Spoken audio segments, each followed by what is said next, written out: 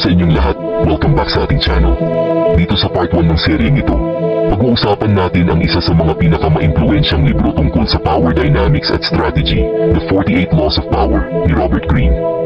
Ang librong ito ay isang kamanghamanghang pag-aaral ng mga prinsipyo na humubog sa mga aksyon ng mga makapangyarihang tao sa kasaysayan.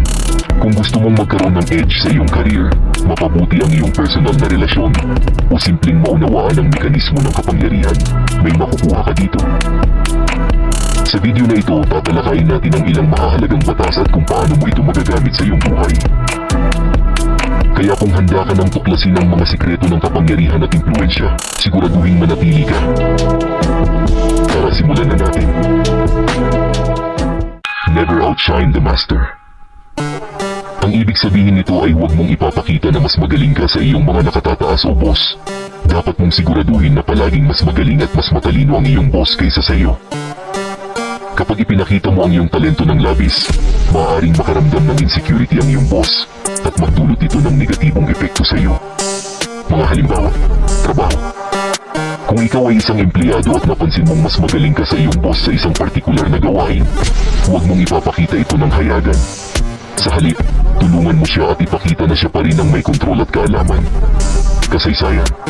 Si Nicolas Fouquet, isang French finance minister noong panahon ni Louis XIV, ay nagdaos ng isang marangyang party upang ipakita ang kanyang yaman at kapangyarihan. Dahil dito, nakaramdam ng insecurity si Louis XIV at ipinakulong si Fouquet. Paano ito makakatulong? Pag-iwas sa insecurity. Kapag hindi mo ipinapakita na mas magaling ka, maiiwasan mong makaramdam ng insecurity ang iyong boss o mga nakatataas. Pagkakaroon ng proteksyon. Ang pagpapakita ng respeto at pagpapahalaga sa iyong boss ay maaaring magdulot ng proteksyon at suporta mula sa kanila. Pagkakaroon ng pabor.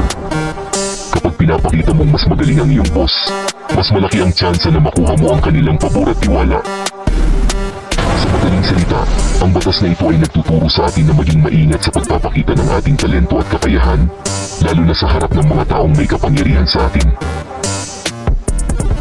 Never put too much trust in friends. Learn how to use enemies. Ang ibig sabihin nito ay huwag masyadong magtiwala sa mga kaibigan dahil maaaring magdulot ito ng problema. Sa halip, matutong gamitin ang mga kaaway para sa iyong kapakinabangan. Mga halimbawa, trabaho.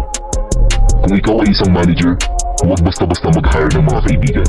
Mas mainam na kumuha ng mga taong may tamang kakayahan at karanasan kahit pa sila ay dati mong kaaway. Ang mga kaaway ay mas magpupursige upang patunayan ang kanilang sarili. Kasaysayan. Si Michael III, isang Byzantine emperor,